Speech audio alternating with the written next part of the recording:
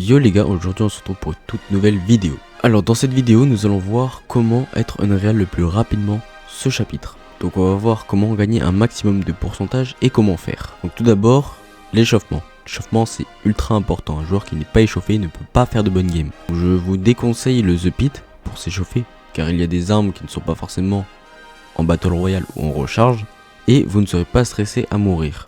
Dès qu'on vous tue, vous réapparaissez et vous redescendez. Ce qui ne se passe pas en game. Je vous propose plutôt un 1v1, où je vous propose aussi du Peace Control. Ça vous entraînera si vous êtes dans des petits endroits, par exemple si vous êtes dans des extends et qu'un ennemi vient vous rush.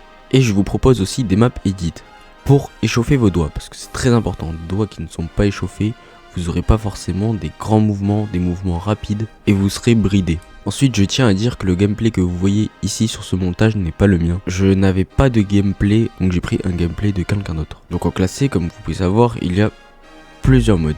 On a recharge, Battle Royale et frénésie. Donc nous, on va se focaliser plus sur Battle Royale et recharge. Donc, lequel choisir entre les deux? L'avantage de Battle Royale, les games sont plus faciles. Si vous voulez gratter des points de top, c'est plus simple aussi, parce que la zone bouge moins, ça prend plus de temps, et la map est plus grande. Alors que recharge, la zone bouge beaucoup plus rapidement. Mais le défaut, c'est que vous n'allez pas aller très vite.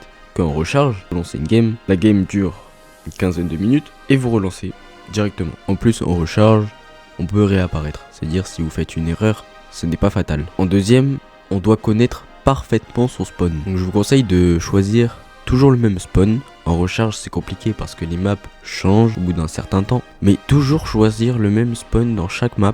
Comme ça, vous le connaissez par cœur et vous faites un bon début de game. Vous savez où sont les coffres, où sont les soins et où c'est qu'il faut commencer à farmer. Maintenant on va parler de quel mode utiliser. Donc on a solo, duo et section.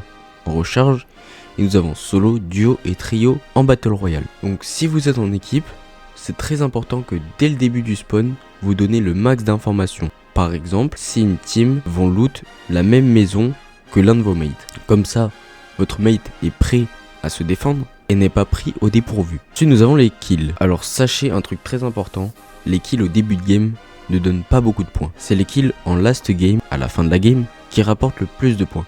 Donc à partir du top 25. Après si vous êtes plutôt un joueur solo, je vous conseille de jouer en solo à partir de diamant. Parce qu'au niveau de diamant, les gens commencent vraiment à tryharder. Donc si vous jouez en équipe, je vous conseille plus la trio. Parce que la duo tryhard beaucoup plus. Et la section, le matchmaking sera plus long à trouver. Fortnite doit trouver des équipes de 4, donc forcément plus de joueurs. Un conseil très important, vous devez jouer intelligemment, en jouant la hauteur et en se protégeant. Parce que quand vous jouez en construction, beaucoup de personnes oublient de les utiliser. Très important de se protéger avec nos builds et de prendre la hauteur sur l'ennemi pour avoir un avantage sur lui. Donc il ne faut surtout pas oublier de farm. Après, l'étape pour moi qui est vraiment la plus importante, c'est la confiance en soi.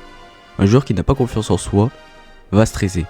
Et un joueur qui stresse fait beaucoup d'erreurs. Donc l'importance, c'est d'avoir conscience en soi, se dire qu'on est plus fort que la personne en face. Pas forcément le rush et vouloir à tout prix le fight, mais juste en se disant qu'on est plus fort que la personne en face, ça peut tout changer. Vous allez moins stresser, moins faire d'erreurs, plus réfléchir, donc gagner la plupart de vos fights. Après, en parlant de stress, il y a aussi le stress de la zone. Beaucoup de personnes stressent à cause de la zone. Mais sachez que les 5 premières zones mettent que 1% de dégâts. Donc, si vous êtes en zone, ce n'est pas grave. À la fin de la partie, si tu joues en équipe et que tes mates ne t'ont pas réanimé, tu peux encore servir à quelque chose. En leur donnant des conseils ou en leur rappelant quelque chose qu'ils auraient oublié de faire par la précipitation. Mais surtout, n'essaye pas de parler plus fort que eux. Tu dois être une aide et non un handicap. C'est-à-dire que si tes mates communiquent ensemble, tu ne dois pas essayer de parler plus fort que eux pour dire ce que tu as besoin de dire. Il faut plutôt attendre qu'ils aient fini de parler pour ensuite dire tes propositions. Ensuite nous arrivons en fin de game. Souvent dans les games, les joueurs peuvent camper la zone. Résultat, il n'y a plus de zone, vous vous retrouvez tous dans la tempête. Donc pour moi, du soin blanc dans son inventaire, c'est indispensable en fin de game. Si vous êtes dans la tempête, elle met beaucoup de dégâts et que vous n'avez pas de soin blanc, vous êtes très désavantagé parce que vous devrez rush et s'il n'y a pas de personne à votre portée, vous allez mourir. Ensuite, un dernier petit conseil, je vous conseille de monter en classé en milieu ou en fin de saison. Parce qu'en début de saison, c'est là où vous retrouverez tous les tryharders dans n'importe quel rang. Bref, j'espère que vous avez aimé cette vidéo, qu'elle vous a appris quelques trucs. Si vous avez des questions, n'hésitez pas à le dire en commentaire, n'hésitez pas à liker si ça vous a aidé. Si vous n'avez pas de mate, je vous propose de rejoindre mon Discord. Le lien sera dans la description. Dessus, vous retrouverez plein d'informations sur la team, sur les vidéos que je vais poster, et vous aurez même des salons à rejoindre par jeu si vous en avez besoin, ou si vous voulez communiquer avec vos mates. Sur ce, c'était Sako. Ciao.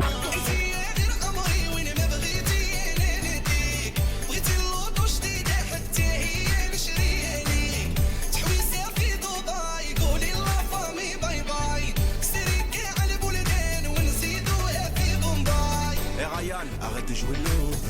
Elle se fout de toi, t'es game over. L'argent aveugle, l'amour n'a pas d'odeur. Elle a plus qu'expression, vouloir l'argent du beurre.